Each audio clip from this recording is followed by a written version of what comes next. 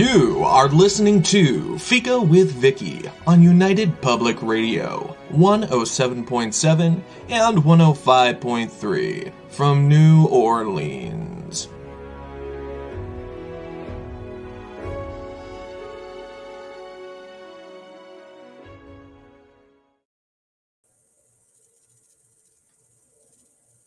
Hello, everyone, and welcome to Fika with our guest today, Victoria Clapton, and me, your host, Vicky Bennison.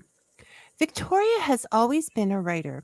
She completed her first book of poetry at age 8 and her first novel at 13, and all that writing experience speaks for itself in her books. Today, we're focusing on her titles, Myth and Memento Mori, and book one in the Binding series called The Binding, because that makes sense. Both of these are considered paranormal romances, but I think they are more world romances. They are extremely sensual, and not in the usual physical romantic sense, wink, wink, but there's lots of that too.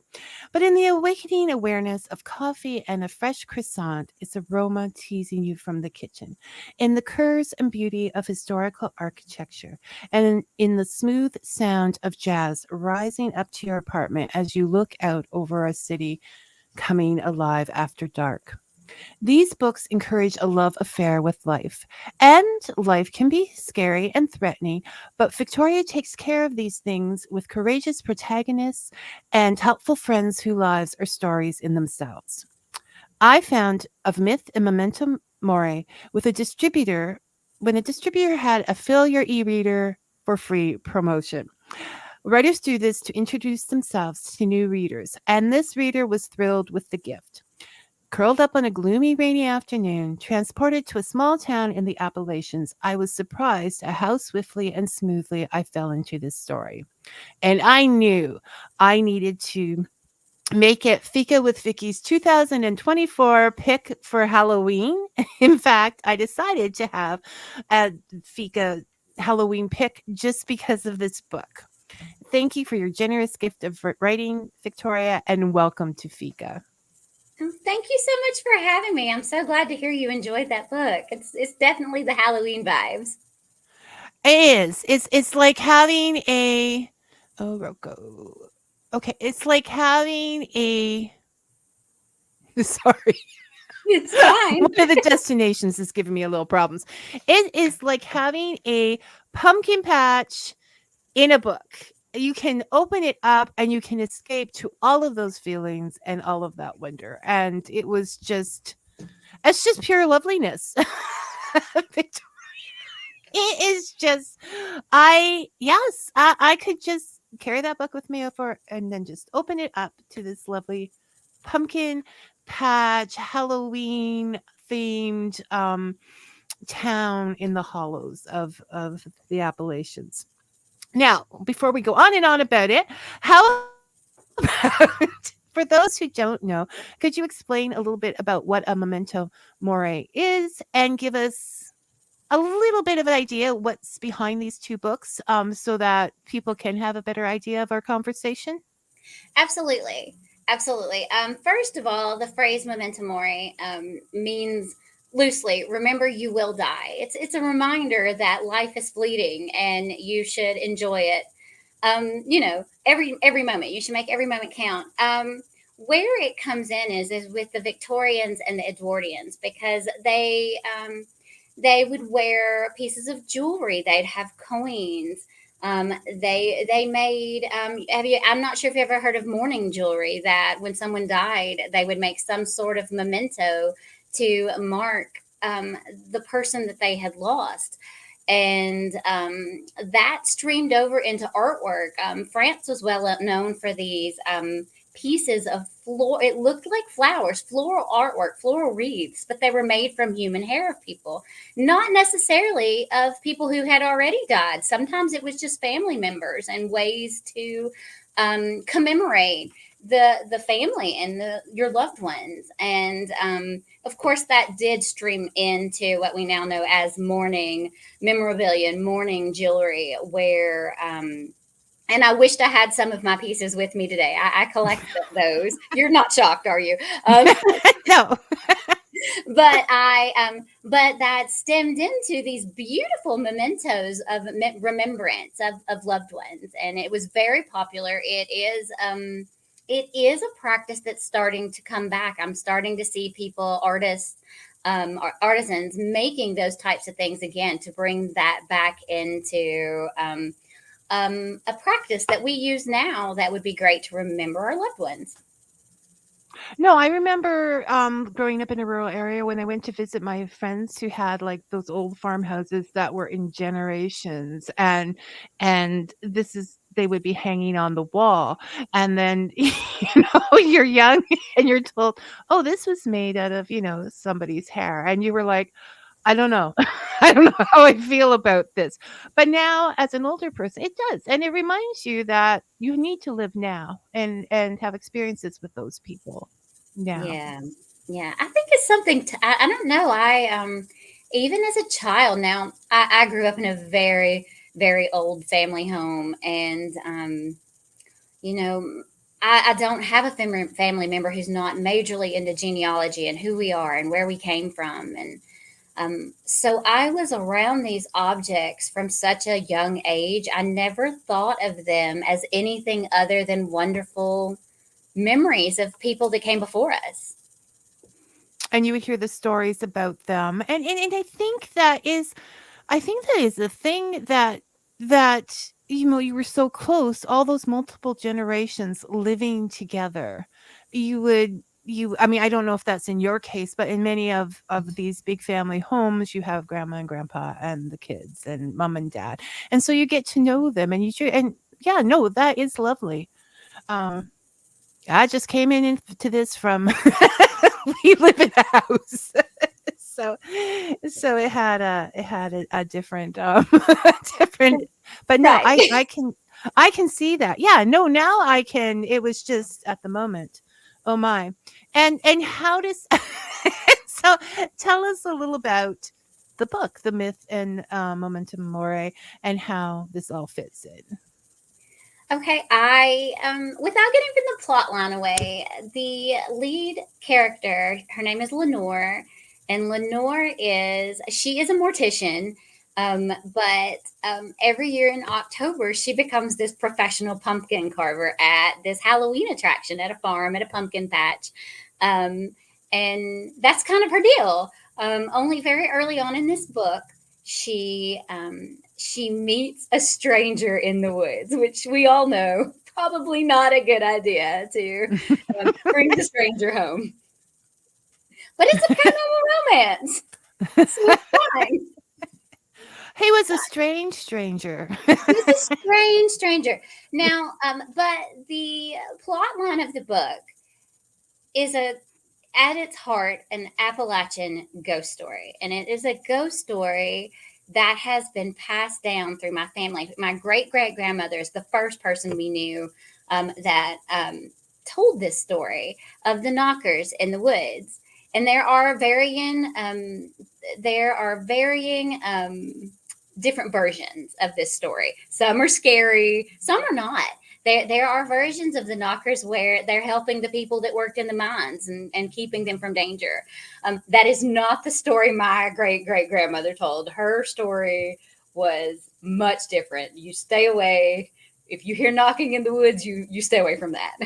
And it stuck with me, even though, of course, she's long gone, but it got passed down in my family so often that it stuck with me. And when I sat down to write this book, I wanted to write something that was a thank you and I love you to my family. And this seemed like a perfect way to weave in what I really love with where I came from. So it's a memento mori of a story, like in its own way. You're weaving in the story that this person gave you Yeah. into a book in memory, Yes. and wow, that just comes around full circle. So, it's lovely. It's just lovely. Um, yes, Elizabeth, stranger danger indeed. it's is happening in that book. But so And yet, yes, it is difficult to do these things without giving spoilers and the endings out. And sometimes I don't even read the ending in case I should slip. Like I read up to the point, then the night of the show I can finish it off because just just to make sure. So we have Lenore, and she's living in the Appalachian Mountains, and she works at a funeral home and mostly in the crematorium. Mhm. And she has a great talent for pumpkin carving, and so she works at this attraction. And this attraction um is so well described. I can't no, it's a Halloween attraction, pumpkin patch in a book. That's what it is. That you can carry with you forever, and you can smell the leaves and the autumn anytime you want to, opening up. Now, I mentioned in the introduction that this is a very sensual book. Like, it just floors me how you can take us places. Because extremely hungry, want a coffee immediately. Yeah, maybe this book should have a disclaimer. It it takes you there. Now, is this something that just comes naturally to you? Like, are you a small detail person, understanding that becomes the whole big world? Or do you work on putting that in there? It must be natural, and I think what it is I like food, and I try to write about, even though I write fiction, I try to write about places and things I really know. Um, with the case of this Halloween attraction, this haunted little farm, I've been working at one for years and years, and you're going to be really surprised. I'm the one who does the No, pumpkin I'm spice. not. I can see. I'm like, this person has to have lived something that I've lived, like to describe it so wonderfully. But it must be something, because this is the first thing I put in, and honestly, almost every time a new person picks up my book, one of my books, any of them, the first thing they tell me is, "I'm so hungry."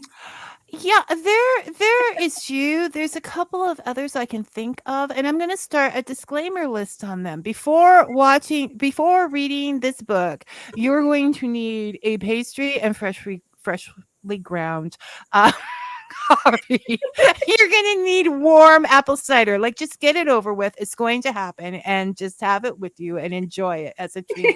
With the book, because usually the book is something sweet in Fika, but no, you make us want more. So, so it is a love affair with all of those things. And as you said, you worked in the pumpkin patch. You lived in this kind of family going back generations, hearing the stories as if they were here with us. And all of these things contribute to, yeah, I think that's so important when you're working with a fictional situation, to have that worldly things that we can all connect with. And that is there. I can't say, yeah, I'm totally loved that book. So and it was free. Um, so you say in your bio that you are a curious person, a world explorer, and you can see that in the details in that you bring out. Like, how did this work? Why was that? Why was there aren't any plot holes? You can sort of know the details coming in. I have faith in you. If I read more, when I read more of your books, just don't disappoint me. I have I'll faith do my that best. you'll be hearing from me. I know how to get in contact with you now. Um, they, that the curiosity is there. Well, how did that happen? Why did that happen? And it all comes together. And this curiosity, um, see, sometimes I try not to explain things. These are supernatural books. They are paranormal books. There is fright. There is bad guys. There are all of these things. I no longer say monsters because sometimes the monsters that we consider monsters are quite kind, and things that we consider people are monsters. So I will just say there are villains, other being villains in this book, in all of the and in the binding. Um, do you think that curiosity that helps you to make the books perhaps more hopeful? I do. That's a great question. I do think that has made them more hopeful. Having infinite curiosity always lets you know that there is much you don't know. And so there's always something else that can be discovered and or figured out or puzzled out.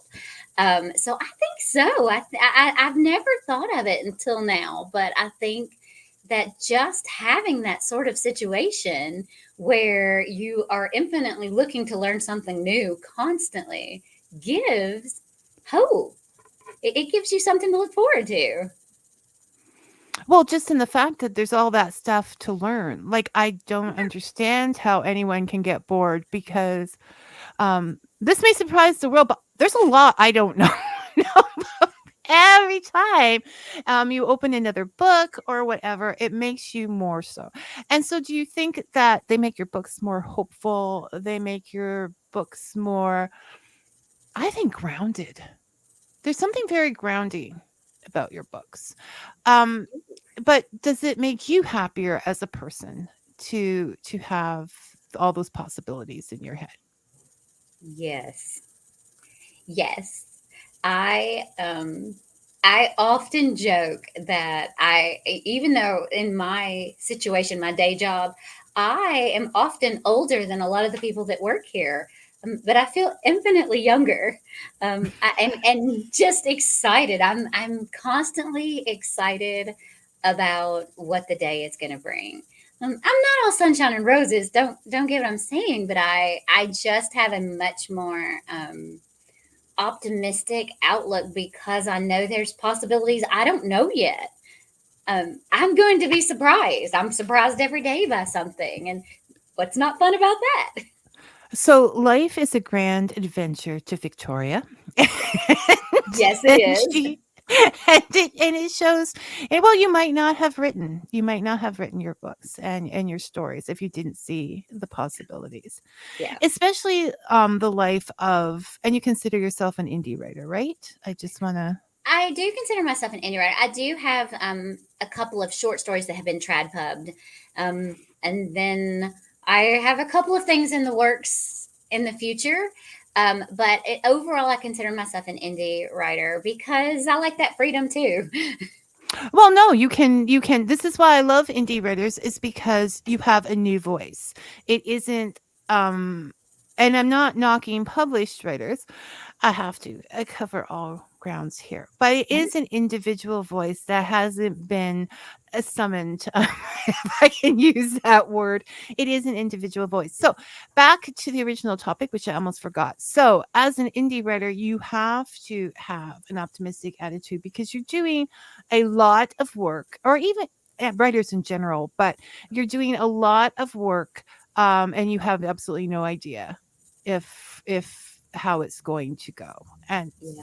And so and you have to have that optimism to work that hard, like all the social media plus the writing plus the full-time job. My goodness, Victoria. How do you do it? so yeah, I can see that because I did find it.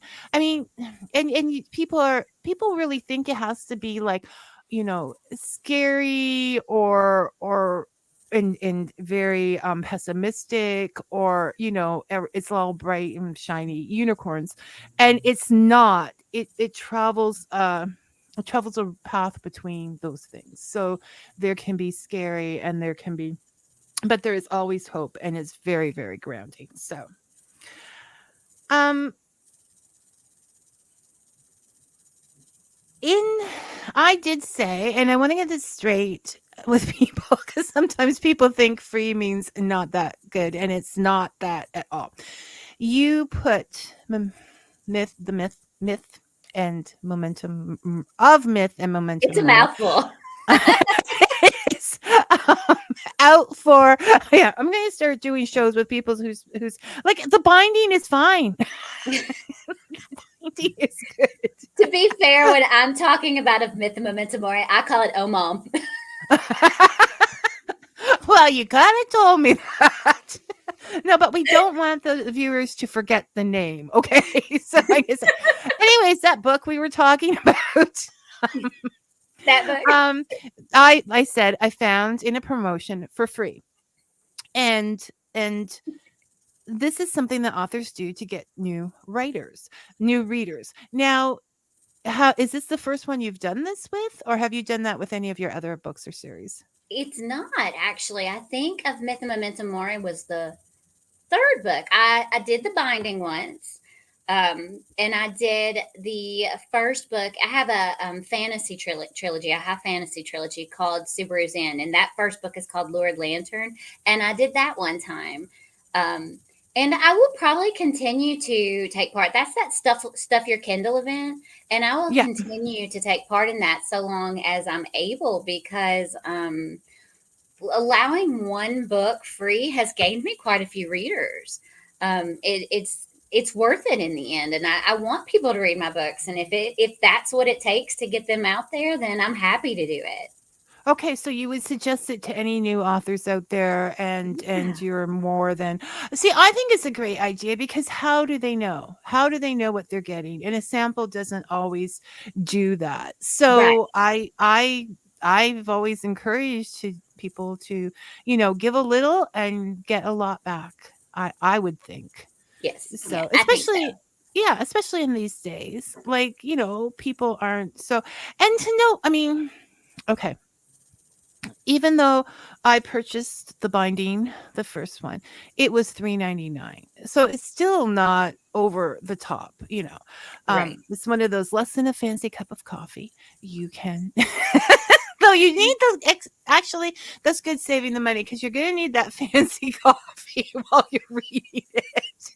Especially, it's bad in a Myth and Memento Mori because it's very autumn vibe oriented. It's very all the cozy things we love about autumn. But with the binding books, it's the food of New Orleans. I mean, Oh no, it just starts off. Okay. I'm not even big on shrimp, but I want a bowl of that gumbo. I need to have it. It's all there is to it. Disclaimers all the way around. So go out and try those free books. Even if you put free books on Kindle, it will come up. And you don't have to like everyone because like we said, it's a test. So you can delete the ones that you don't like, but if you I still have a bunch I haven't read yet. In my list, Victoria's book fell third, and it was well worth starting those other two. So it's do that, go get free books. The yeah. authors are doing it, they want to do that. She did. Elizabeth says El Soul Saving Gumbo Joe, yeah, for the win. I I didn't did. type that. Yeah. Yes, you did. And yes, it is magical gumbo, but we can't tell you that too much about that because you need to read the story. Now, you mentioned here, and you mentioned before that your grandmother had told you the stories of the knockers, and there were other family stories from your grandmother that you remember. Can you think of any other ones that you could share with us today? Or Okay. Are you wanting another spooky story? Are you well, wanting something? yes, I have a jackal in there It's behind me. Halloween. And honestly, I could tell stories all day long, but I there is one that stands out to me that wasn't my great great grandmother's story. It's not an Appalachian story. It's something that happened to my grandmother. In our old house. In our old house, there was a set of wooden stairs that led from the first floor up to the second floor. Of course, there were several staircases in that house, but this one was kind of crooked and inside, like I call it a cupboard, but really, to give you a better idea, the house was built over there. It was originally a log cabin, and then they built a Georgian on top of the log cabin. So part of the center of the house is still the original the log cabin. So it was like 300 years old. Then the other part of the house was 200 years old. But there's this staircase that is tucked in from right off of the log cabin up to the second floor, and it was crooked and wooden and windy. And my grandmother used to tell the story about how she was coming down the stairs and she lost her footing and she went flying. And I don't know how to accurately describe how detrimental it is on those stairs. Those stairs were rickety and dangerous. And she would look you dead in the eye and swear to you that her grandfather caught her, who had passed away. Her grandfather had caught her and said, "You're going to be all right now." Like held on to her long enough that she got her foot and said, "You're going to be okay now." And honestly, that house is surrounded by a lot of stories. When my grandmother did finally, she did sell that house eventually, unfortunately. And for months and months after we had left and the new family had moved in, we kept having to go and unlock the doors again for them. Even though they had perfectly good keys, they couldn't get in the house. They were outsiders, and they couldn't get in the house. My grandmother finally had to go in and say, "Look, they're good people. We know they're not family. They're good people, but they live here now. Let them in." And finally, but they weren't family. Yeah. So and is it such in that area that like what people get used to those things more? Like were they freaked out about it, the new residents, or they were definitely more freaked out about it than us. When you live in that sort of situation, it's just normal. It's not frightening. It's not a scary situation. But I think if you've never had that experience, particularly if it's something you don't believe in until it happens to you, I think that can be unnerving, and they were definitely unnerved. But they didn't leave. I mean, I'm just thinking about like society and how we have gone further away from the natural ideas behind death. But if you're in a like once again, like I said before, with all the generations there and all that history laid out in front of you, you're going to be more accepting, because that is just, great grandfather or whoever Right. it is. It's not a monster, and you're so used to it. And if your grandmother didn't have any problems with it, why would you, right? If she didn't show any Exactly. fear. Oh, give us one more. You said you could you said you could do this all day. Okay, well then I'll tell you one about me. Now I don't have any recollection of this. This came from my mother and my grandmother. My grandmother's the one who saw it. When I was a baby, I think my mom was in college, or she was somewhere else. I believe she was in her college class. My grandmother used to watch me while my mom was in school. And there was one day my grandmother was doing dishes at the sink, same house. It always matters that it's that house. But I was out on a blanket playing. And my grandmother kept saying, she kept hearing me say, "Heidi, Heidi, Heidi." And she finally turned around and she said that she saw the tail of a calico dress go out the door, out onto the porch. And I was just going, "Heidi, Heidi."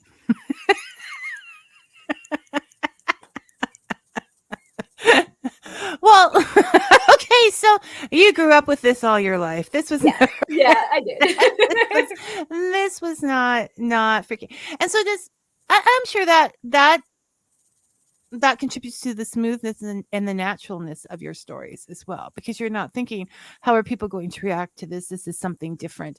You're just like, this is life, and it just fills in with the rest of the life and making for a very, very smooth read, because that's how I found it. So this is it, people. I'm gonna do it. Of Myth and Memento Mori. It's the perfect Halloween read, just for an afternoon and your favorite coffee, and read it on the porch if it's not too chilly, with the leaves swishing around you. It's just got all of those very good vibes. So now we're going to go on to the Binding series, which is one of Victoria's very popular series. Victoria, do you want to tell us a little bit about The that, Binding. the Binding? Okay, well, The Binding is in New Orleans. It's a love letter to New Orleans. There is no better way to explain that. It started out not as a big series. It's a 6-book completed series now, but it didn't start out that way. It started out one evening on a gallery out in the Garden District. I don't know. I was thinking about Anne Rice and vampires and new. I don't know. That's where my head was that night, and I was like, I'm gonna write my own vampire story here in New Orleans for myself. It's been done. I'm not going to release it, just for myself. And I sat down and started writing. Unfortunately, I hope it comes across in these books. I love nowhere better than I love New Orleans. Nowhere. I love New Orleans. And so when I began writing, it just tumbled out. And I still, even after I had book 1 done, I sat on it. I loved it for me. I was glad that I did it just creatively, but I had no intention of sharing it. And then friends, family, people that kept picking it up saying, you have got to release this. You have to. So I did.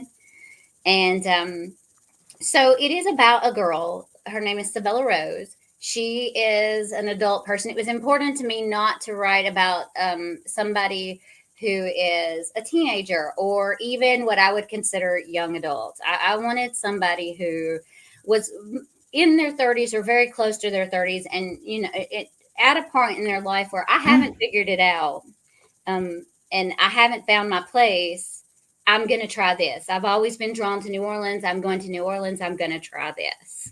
And that's where it starts. We have this girl who is a misfit that goes to New Orleans, and within minutes, it devolves into the story. Like, she's not even there long enough to unpack before. No, there's no buildup. It's you're in the story. Yeah. As I think you are with Memento Mori as well. You're right in the story. There's not any lead up. And I think that's important that we know that she is not, that she is older, that she's lived some life, that she isn't swayed. And you did I think that was very important for this book as well. So way to go. Yeah, I wanted it to be very, we see it a lot in particularly the vampire genre, but we see it a lot in anything that I would consider paranormal romance or romantasy.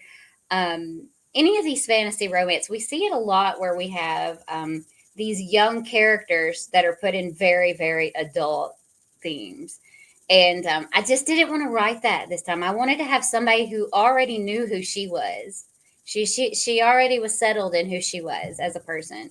And Thank you.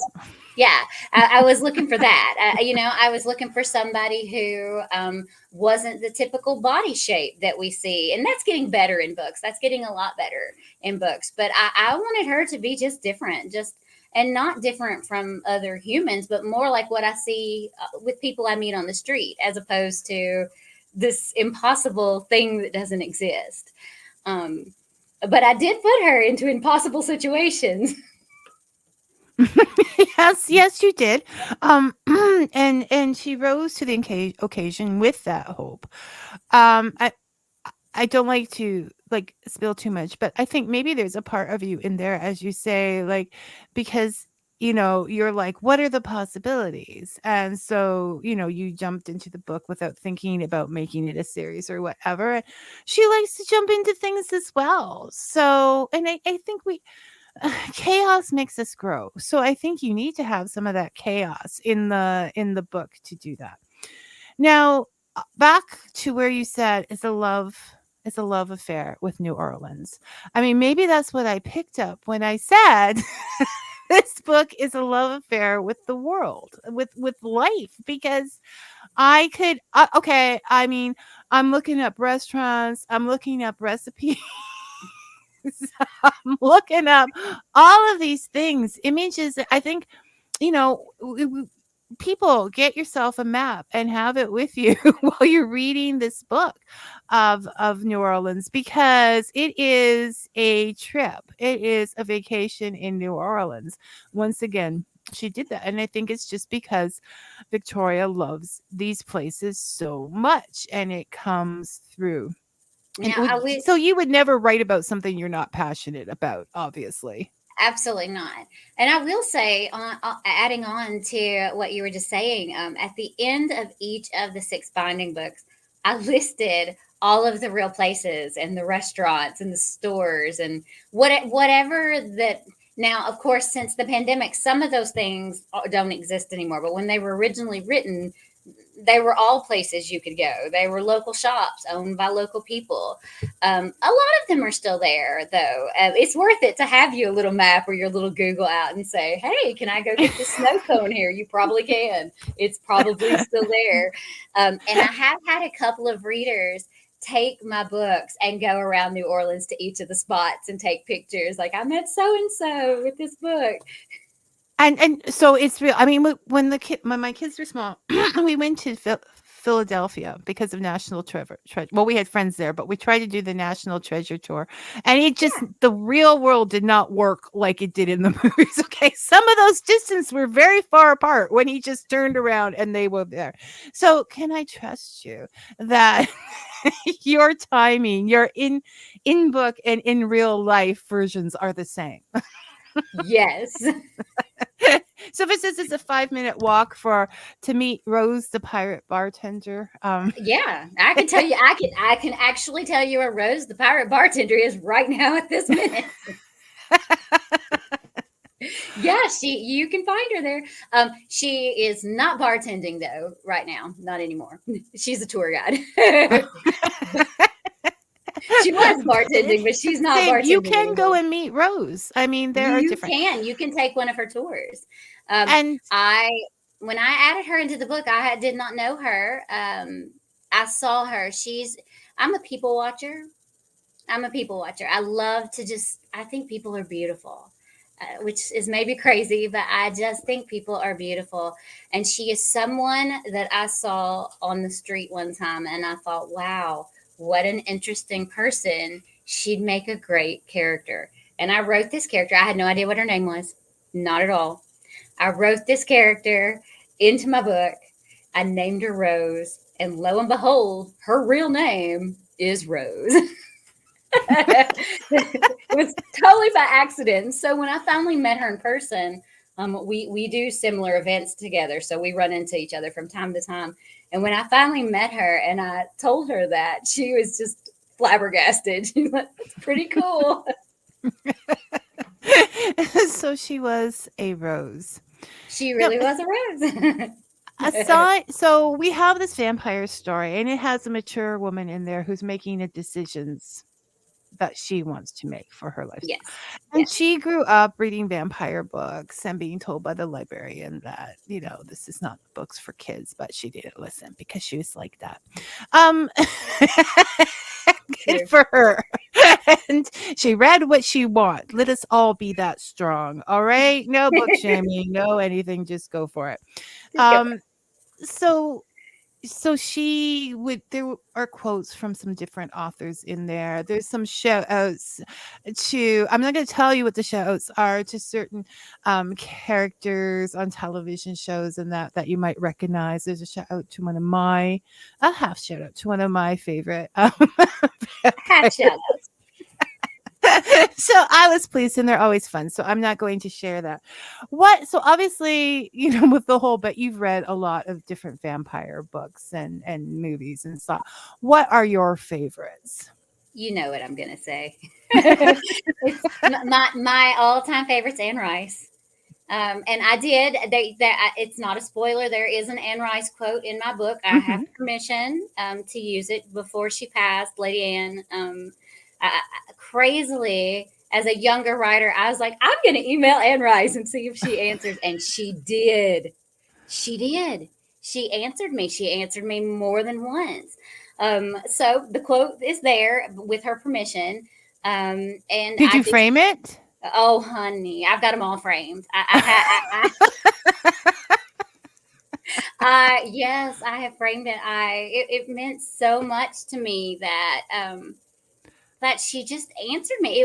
There wasn't even a wait. I think she answered me within 6+ hours. I just sent an email and there she was. You picked the right time. I just couldn't believe it. And so back to your question, Anne Rice, so much. But I vampire fiction, I have so many. I'm not even sure. I wouldn't even be sure where to tell you, like what to drop to give you, because it depends on what type, whether you want horror or you want romance or you want. Well, just take. Okay, so Anne Rice. Give me two more Okay, over the I'm general. gonna go with the All Souls trilogy, Deborah Harkness, because that was done so well, so well. And then I'm trying to think what, because I want to recommend somebody indie too, since neither of them are indie. I want to recommend something indie that's vampire. Hmm. I'm gonna recommend Rose's book. Her name, she writes Oh, under. Rose is writing. Okay, I Rose have wrote to a read book. Rose's book because It's it's called This Crimson Debt, and it's under, I believe. Let me make sure. I think she's writing it under. I'm googling it. Give me 1 second, because I think she's writing it under Rose Sinister, which is her tour guide name. I Let like me that. make sure. Yes, that's what. So it's under Rose Sinister, This Crimson Debt. And if you're just into really, if you love New Orleans vampires, then go ahead and read anything by Elise Arden. Now, they are younger characters. Those started out as young adult books. But the characters grow, they get older, and that series is not completed yet. Neither hers or Rose are completed yet. So, But there's a lot of books leading up to it. And it's yeah. nice when you get into a series that is done or whatever, because you know it's going to be finished or the authors put so much time in it and they have a regular. There's nothing like an unfinished series Yes. that it's mean authors. It's just. Can you send me a link to Rose's book Oh, after? yes, I want to make absolutely. sure I get that. Okay. Because now I'm just following this whole train of and this did And honestly, I with given more time, I could give you so many, like so many more. I just off the spot, I'm like, well, you Uh, need to come on sometime just to talk about vampire novels. yeah, They're sure, we'll just do a show on anytime. that. Okay, Robin's in the house today, and he says it's pretty awesome about Anne Rice contacting you. She wrote Interview with the Vampire, one of my favorite vampire movies. And this is the thing. Everybody out there needs to remember that authors are people too. And sometimes lonely people because they're working. So they're working and they might need a distraction. Writers always want distractions. So if your email pops up at the right distracting time, they will write you several pages just to get out of writing their Pages, truly. just to get out of the book. Okay. My husband Dave would like to know, are you a fan of What We Do in the Shadows? Not you're serious. Have you watched it? Dave, yes, I love that. Much to the chagrin of other people that live in my house, You who have to are have a not certain sense of necessarily fans of vampires or campy humor. I love that show. it is a good show. You never don't laugh. Okay. Yeah, It is it's full so of laughter. good. And actually I can feel a sense of bit of that in your Elizabeth. You're dead. You're Yes. yes, a great line. You can tell there's definitely a sense of humor um behind the books as well. Dave is very impressed to hear that there's another uh Stick with I'm me, sure Dave. there's I know another lots of fan people out who there. love that. It is a great thing. Okay, so we're going on to yeah, I want to know about Rose's book. So send that over. Oh, sure, I And will as for you sure. said, you've spent a lot of time in New Orleans. So your research was oh, is this true? We're getting Oh, that tea. is We're getting true. tea from from the side. I'll button this one up. I can see that. Victoria Elizabeth says Victoria was nicknamed Wednesday at a very early age. I heard. I can see that. I It's can. I true. can. So you were. Was that by family, It friends? was. Did you do So the dance? my grandmother used to make me. Now it was Kool-Aid, everybody, but my grandmother used to bring me when I was tiny, and she'd call it hemlock juice, and then like I would get like little snacks that were like coconut or something. They'd call it bugs, or I was very into the original Addams Family, the show. Now I love all the other versions too, but I was very into the original version that came off the comics, and and it stuck. When people started calling me Wednesday very early on. Fun fact: I was born blonde, and my hair started turning dark, as you see, when I was about between 8 and 10 years old. Yeah. And that was about the same age that I got into the Addams Family. And for a long time, I thought I was magical, and I willed my hair dark like Wednesday. Well, I would believe you, except that lots of times children with blonde hair, it will darken. It's But dark. we'll go with the magic story because it's much more fun.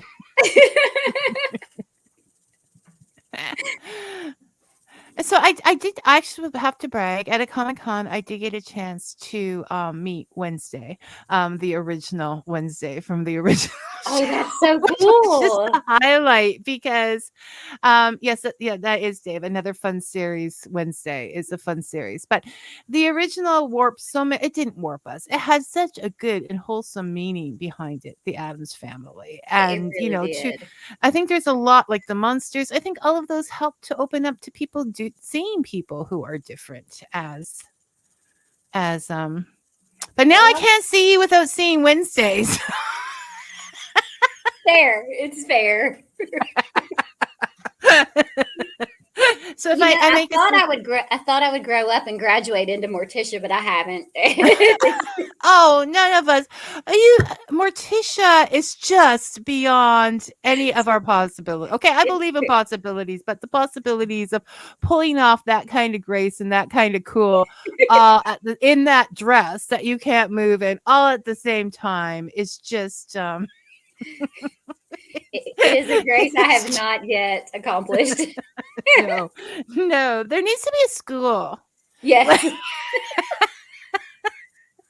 A school of morticians, and they would get confused with morticians from time to time, but Now, you must know if there was one, I would sign up yesterday. I believe you would. I believe you would. Like, I'm in.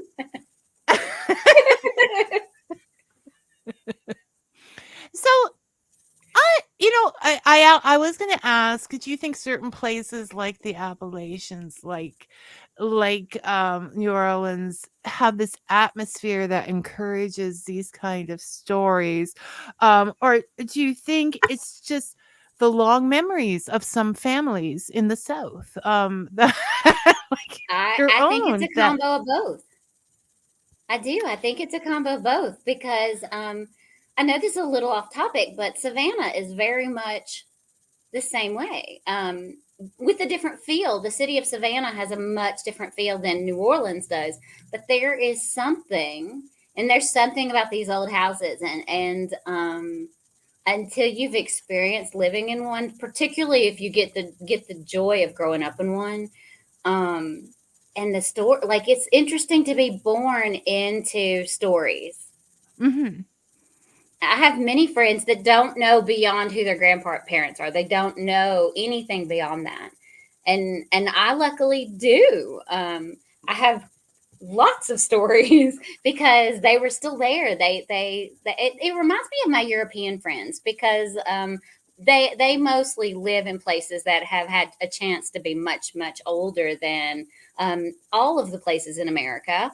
because we're a newer country, and so they have a much longer understanding of who they are and where they came from. So yeah, I do. I think it's a Southern thing. I think the South is a lot poorer region than other places in our country. And when you have less, you hold on to things What like you have stories. most. Yeah, you hold on to what you have. I think that also lends And to that. just the swamps. I swear swamps have a lot to do with it. Whether the whole bayou thing, and then there's that mist There's some and energy in them swamps now. no, I'm not. They're very mysterious and very, but yeah, no, but I could see, I mean, there are poisonous things there. There are things that will eat you. So I could see certain stories emerging to Oh, discourage yeah. the small child from stepping on a crocodile. What do you have? I'm going to see here. It's crocodiles, right? Or the Oh, no, alligators? alligators. Gators. Alligators. Yeah, okay. Yeah. I suddenly realized they had 2 different I wasn't Yes. sure which way to go there. Yes. So you told us that you have all these other theories. Do you wanna just theories? I'd love to hear your theories. All these other series we were talking, all these other series as well. How many books have you wrote in total, Victoria? I have 18 that have been released. I have one that's finished, but is being it's being polished. We'll call it polished. It's being polished right now. In fact, I spent all of yesterday taking the sentences that I write. Sometimes I'm fascinated with words, and sometimes I write really complex sentences that nobody needs in their life. Um, nobody. Well, obviously you do, or you wouldn't have written them. So I sat down yesterday and was going through going, okay, that could be 3 sentences instead of one very long sentence with like 500 words. That's a little excessive. I think that when I do that, that is my love for Anne Rice coming out. That is a love for her style of writing, which no one can emulate. She was her own, own entity, and but I think that's where it comes from, her the love of her writing style. But I have to go in and make them better. But back to your question, 18. I have 18 that are released, and they are all kinds of different genres, but they all always have a little bit of spooky in them. I have a trilogy called The Priestess and the Warrior, which it's a reincarnation romance. Um, Fun fact: I do Renaissance fairs and reenactments, and these 3 books go all around that kind of stuff. I'm in a sword fighting group.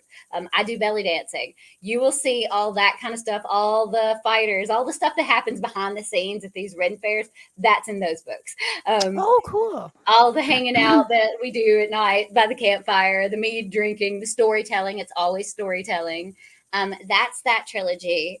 I have a rock star romance that I released early on. It even has a little bit of paranormal. It takes place where I went. Part of the time I went to college at the University of North Alabama in Florence, Alabama. And part of the time I studied abroad for a while, but when I was in Alabama, I wrote those 2 books, and they take place in that area. So the stuff that's in those books, they're real. It's there, even though it's a fictional story. Although some of those properties, it's considered trespassing, so I would get permission before you go on them. But it wasn't back then, but now they've decided it's dangerous. But it is what it is. My other series that my most favorite thing that I've written is Subaru's Inn. I mentioned it earlier. It is a high fantasy trilogy. It has dark spice. The first thing I tell anybody about this book is not about the story. It's check the trigger warnings. Before you pick up the book, check the trigger warnings. On the opposite side of that, I've never had anybody who gave it a chance, never, that didn't contact me immediately and say, what is this? Why is this not on TV? I'm just so proud of it. I'm just so proud of it. It does not link to anywhere real. It is high fantasy to the core. It's all made up. But I wanted to know if I could do it. So I sat And you down and did, and you tried. obviously, and that series is called. It's a trilogy. It's called Subaru's End. And so Subaru, yeah, like the car. Subaru is another name. It's the Japanese name for the constellation Pleiades.